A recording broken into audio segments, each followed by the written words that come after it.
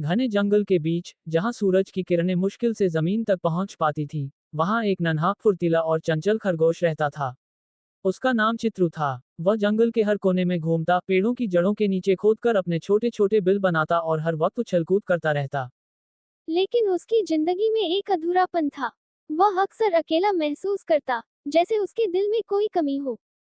एक दिन, जब चित्रू गाजर और जंगली बेरी की तलाश में एक नई जगह पहुंचा, तो उसकी नजर एक सुंदर खरगोशनी पर पड़ी। उसका नाम रुनझुन था। उसकी सफेद और भूरे रंग की नर्म फर सूरज की रोशनी में चमक रही थी, और उसकी आंखें गहरी झील की तरह थीं। चित्रू पहली नजर में ही उसे दिल दे बैठा। लेकिन रुनझुन बहुत शांत और गंभीर थी, जबकि चित्रू चंचल और शरारती। वह चित्रू को देखकर बस हल्की मुस्कान देकर चली गई। चित्रू ने हार नहीं मानी। उसने जंगल के सबसे मीठे फल और सबसे सुंदर जंगली फूल लाकर रुनझुन को देने की कोशिश की। लेकिन रुनझुन मुस्कुराकर दूर चली जाती।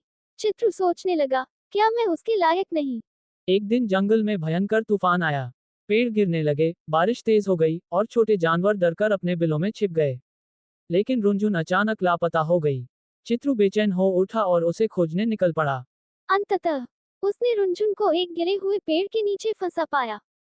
वह हिल भी नहीं पा रही थी।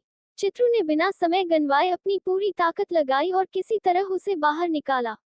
वह उसे अपने बिल तक ले आया, उसकी देखभाल की, और उसे फिर से हंसाने की कोशिश करने लगा। धीरे धीरे रुनझुन को एहसास हुआ कि चित्रू का प्यार सच्चा था। उसके चंचल स्वभाव के पीछे एक सच्चा दिल था, जो उसे हर हाल में खुश देखना चाहता था। एक दिन, जब चांदनी रात थी और जंगल की हवा मीठी खुशबू से भरी थी, रुनझुन ने चित्रू से कहा, तुम सच्चे हो, निडर हो और सबसे प्यारे भी। मैं भी तुमसे प्यार करती हूँ। चित्रू की खुशी का ठिकाना न रहा। वह उछलकर रुनझुन के पास आया, और दोनों ने साथ में एक नया बिल बनाया, जहां उनकी प्रेम कहानी